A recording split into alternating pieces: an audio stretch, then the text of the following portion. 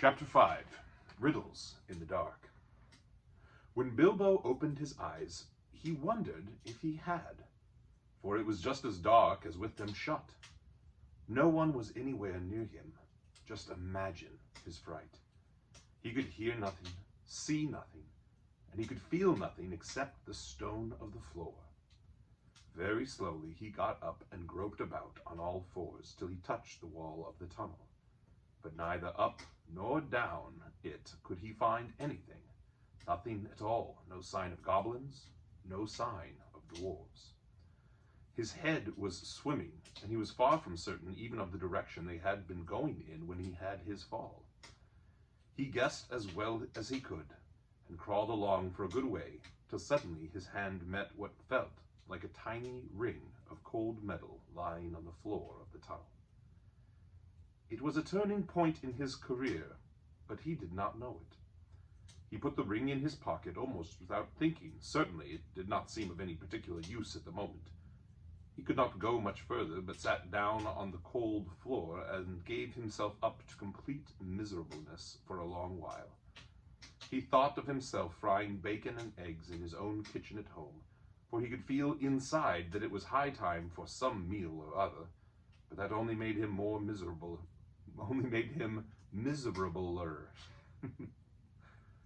He could not think what to do, nor could he think what had happened, or why he had been left behind, or why, if he had been left behind, the goblins had not caught him, or even why his head was so sore.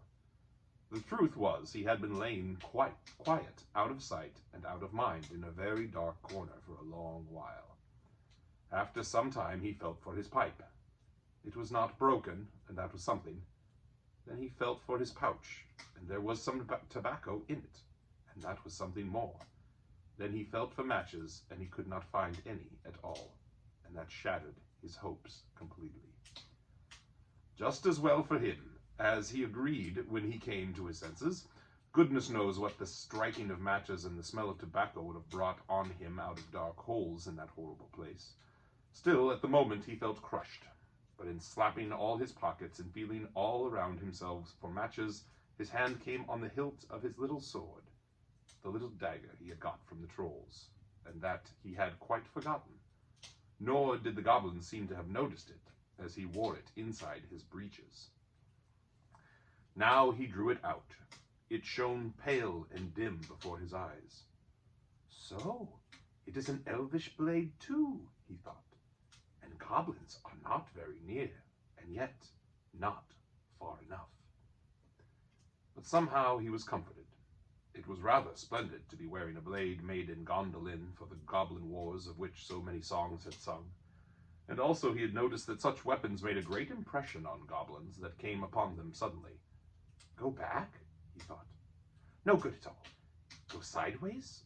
Impossible. Go forward? Only thing to do. On we go.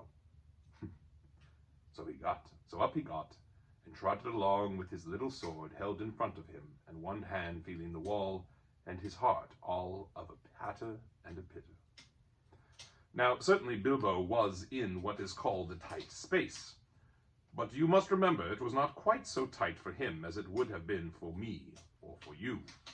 Hobbits are not quite like ordinary people, and after all, if their holes are nice cheery places and properly aired, quite different from the tunnels of the goblins. Still, they are more used to tunneling than we are, and they do not easily lose their sense of direction underground, not when their heads have recovered from being bumped.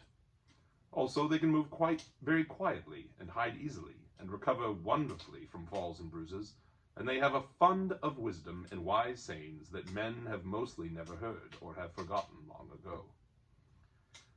I should not have liked to have been in Mr. Baggins's place all the same. The tunnel seemed to have no end. All he knew was that it was going down pretty steadily and keeping in the same direction in spite of a twist and a turn or two. There were passages leading off to the side every now and then, as he knew by the glimmer of his sword, or could feel with his hand on the wall. Of these he took no notice except to hurry past, for fear of goblins or half-imagined dark things coming out of them. On he went, and down, and still he heard no sound of anything except the occasional whir of a bat by his ears, which startled him at first, till it became too frequent to bother about. I do not know how long he kept on like this, hating to go on, not daring to stop, on, until he was tireder than tired. It seemed like all the way to tomorrow and over it by the days beyond. Suddenly, without any warning, he trotted splash into water. Ugh! It was icy cold. That pulled him up sharp and short. He did not know whether it was just a pool in the path, or the edge of an underground stream that crossed the passage, or the brink of a deep, dark, subterranean lake. The sword was hardly shining at all. He stopped, and he could hear, when he listened hard, drops drip, drip, dripping from an unseen roof into the water below, but there seemed no other sort of sound. So it is a pool, or a lake, and not an underground river, he thought. Still, he did not dare to wade out into the darkness. He could not swim, and he thought, too, of nasty, slimy things with big, bulging, blind eyes wriggling in the water.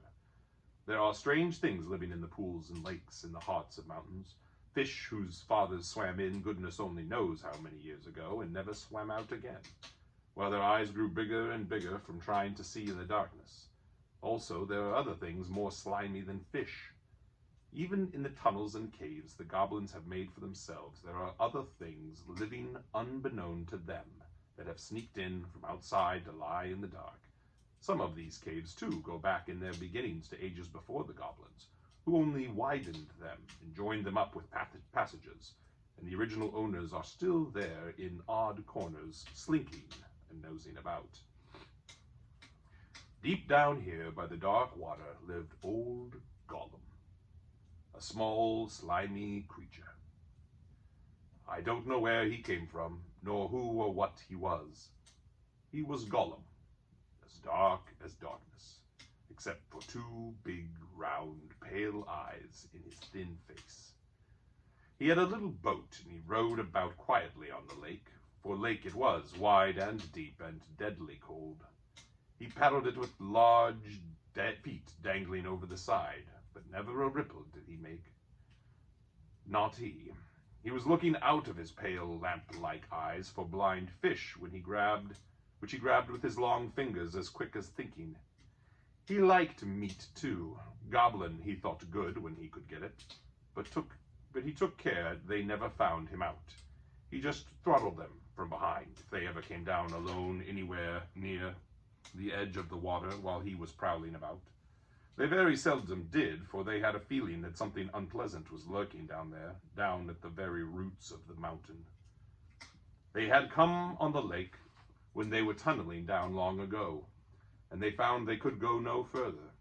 So there their road ended in that direction, and there was no reason to go that way, unless the great goblin sent them. Sometimes he took a fancy for fish from the lake, and sometimes neither goblin nor fish came back. Actually, Gollum lived on a slimy island of rock in the middle of the lake.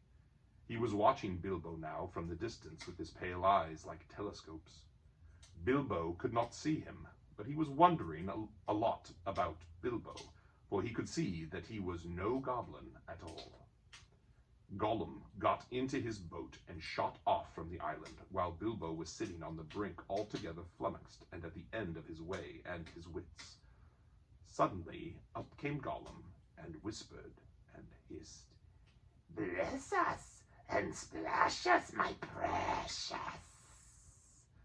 I guess it's a choice feast. At least a tasty morsel it'd make us. Gollum!" And when he said Gollum, he made a horrible swallowing noise in his throat. That is how he got his name, though he always called himself my precious. The Hobbit jumped nearly out of his skin when the hiss came in his ears, and he suddenly saw the pale eyes sticking out at him. "Who are you?" he said, thrusting his dagger in front of him. "What is he, my precious?" whispered Gollum, who always spoke to himself, though never having anyone else to speak to. This is what he had come to find out, for he was not really very hungry at the moment, only curious. Otherwise he would have grabbed first and whispered afterwards. "I am Mr. Bilbo Baggins. I have lost the dwarves, and I have lost the wizard, and I don't know where I am, and I don't want to know, if only, and I don't want to know if only I can get away." "What he got in his hands is," said Gollum, looking at the sword, which he did not quite like. "A sword, a blade, which came out of Gondolin,"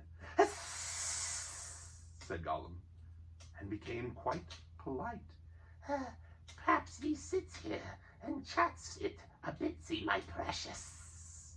It likes riddles, perhaps it does it?" He was anxious to appear friendly, at any rate for the moment, and until he found out more about the sword and the Hobbit, whether he was quite alone really, whether he was good to eat, and whether Gollum was really hungry. Riddles were all he could think of. Asking them, and sometimes guessing them, had been the only game he had ever played with other funny creatures sitting in their holes in the long, long ago, before he lost all his friends and was driven away alone and crept down, down into the dark under the mountains. "Very well," said Bilbo, who was anxious to agree until he found out more about the creature, whether he was quite alone, whether he was fierce or hungry, and whether he was a friend of the goblins. "You ask first," he said, because he had not time to think of a riddle. So Gollum hissed, "What has roots as nobody sees, is taller than trees, up, up it goes, and yet never grows?" "Easy," said Bilbo. "Mountain, I suppose." "Does it guess easy? I must have a competition with us, my precious. If Precious asks and it doesn't answer, we eats it, my precious. If it asks us and we doesn't answer, then we does what it wants, eh? We shows it the way out, yes?" "All right," said Bilbo, not daring to disagree, and nearly bursting his brain to think of riddles that could save him from being eaten. 30 white horses on a red hill. First they champ, then they stomp, then they stand still." That was all he could think of to ask. The idea of eating was rather on his mind. It was rather an old one, too, and Gollum knew the answer as well as you do. "Chestnuts! Chestnuts!" he hissed. "Teeth! Teeth, my precious! But we only has 6. Then he asked his second. "Voiceless it cries, wingless flutters, toothless bites, mouthless mutters." "Half a moment," cried Bilbo, who was still thinking uncomfortably about eating. Fortunately, he had once heard something rather like this before, and getting his wits back, he thought of the answer. "Wind! Wind, of course," he said, and he was so pleased he made up one on the spot. "This'll puzzle the nasty little underground creature," he thought. An eye in a blue face saw an eye in a green face. "That eye is like to this eye," said the first eye, "but in low place, not high place."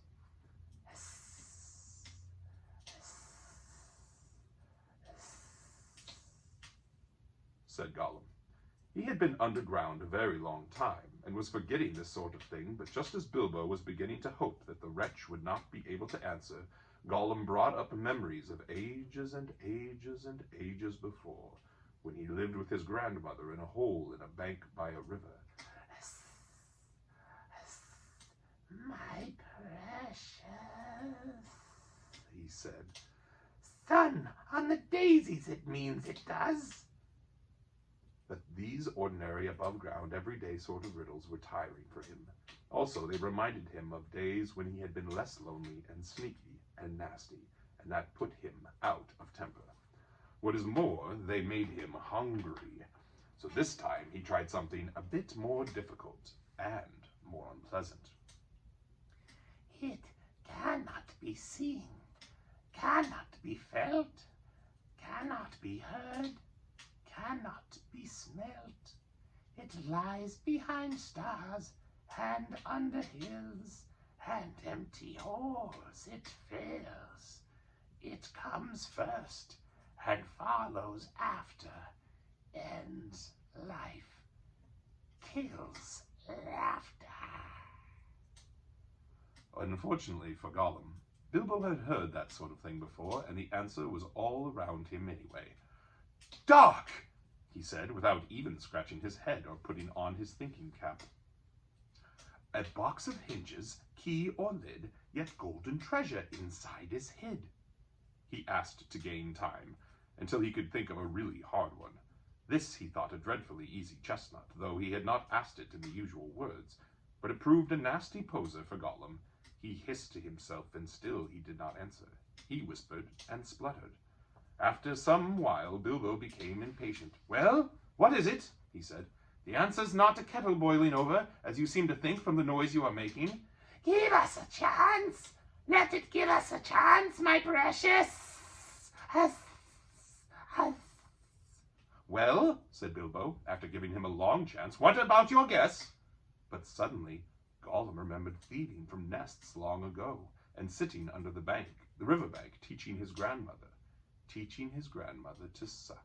Exus! Here's Exus it is!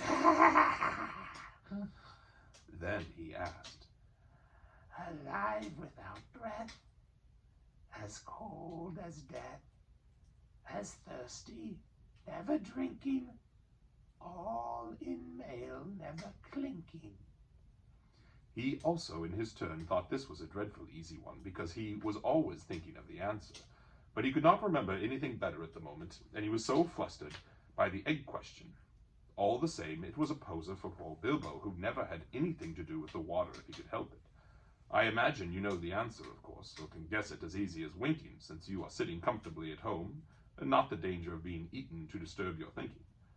Bilbo sat and cleared his throat once or twice, but no answer came. After a while, Gollum began to hiss with pleasure to himself. Is it nice, my precious? Is it juicy? Is it scrumptiously crunchable? He began to peer at Bilbo out of the darkness. Half a moment, said the Bilbo, shivering. I gave you a good long chance just now. It must make haste! Haste! Said Gollum, beginning to climb out of his boat onto the shore to get at Bilbo. But when he put his long, webby foot in the water, a fish jumped out in fright and fell on Bilbo's toes. Ugh, he said. It is cold and clammy. And so he guessed. Fish! Fish! He cried. It is fish! Gollum was dreadfully disappointed, but Bilbo asked another riddle as quick as ever he could, so that Gollum had to get back into his boat and think. No legs, lay on one leg, 2 legs, sat near on 3 legs, 4 legs, got some. It was not really the right time for this riddle, but Bilbo was in a hurry. Gollum might have had some trouble guessing it if he had asked him at another time, and it was, talking of fish, no legs was not so very difficult, and after the rest was easy. Fish on a little table, man at table sitting on a stool, the cat has the bones. That, of course, is the answer. Gollum soon gave it. Then he thought the time had come to ask something hard and horrible. This is what he said.